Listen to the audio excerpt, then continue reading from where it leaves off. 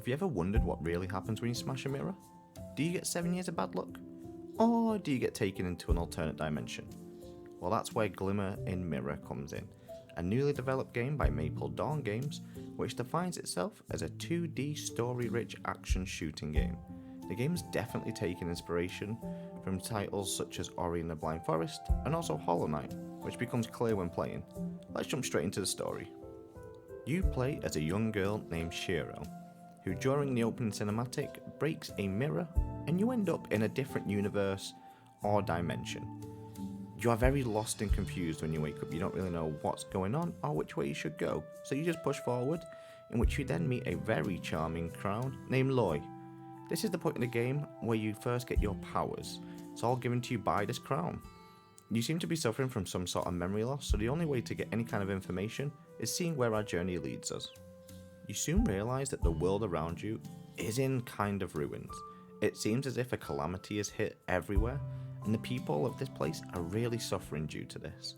It's unknown at the moment whether or not you are actually the cause, as it seems that some people start to call you the long-haired witch. With more questions than answers, this is where the game really begins to kick off. The actual gameplay is very similar to that of the run and gun missions from Cuphead, as most of the time you're just running from left to right, jumping up and down while smashing the X button to shoot the enemies. You can also hold X to do a kind of hyper attack, but most of the time you will just be smash and shoot, as it seems to be the most ideal way to play the game. Whilst this is nothing new to what we've seen in games before, it didn't feel boring. It felt quite refreshing to not have to think about multiple different abilities.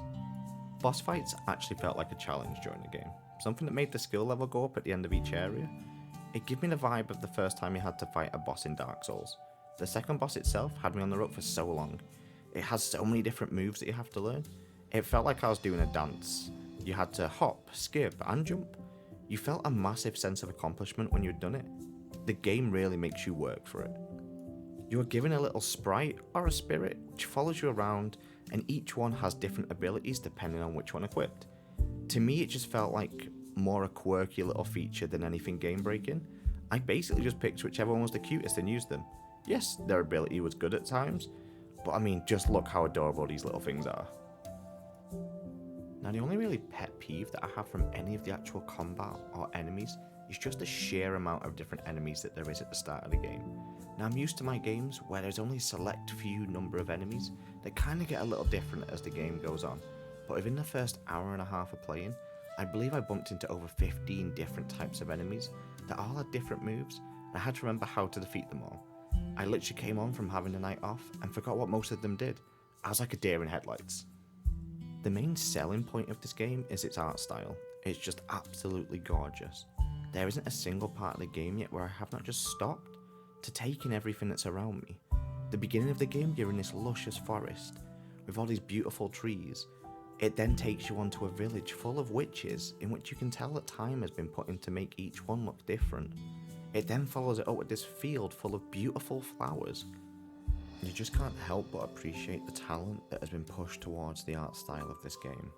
I think if anything alone, you should just play the game for the art. It's some of the most beautiful I've seen in a long time. I can honestly say I've had a lot of fun playing this game. I feel a lot of games these days when they come out, it seems like they're trying to push more a story down your face, so you end up getting a little bit bored of the gameplay. Or there's a lack of story but the gameplay and the visuals are beautiful, but you just don't want to continue playing. Glimmer and Mirror is not this. I had fun from the start, and I could see myself playing through the game again multiple different times. It just has that, ooh, just one more hour of playing, when it's already 2 o'clock in the morning. If you're currently on the ropes about whether it's something that you'd want to play, I'd advise that you at least give it a try. It's something that you have to experience the story for yourself to really appreciate the time and effort that has been put into this game. If I give ratings out on games that I played, I'd definitely be giving this one a glimmering star.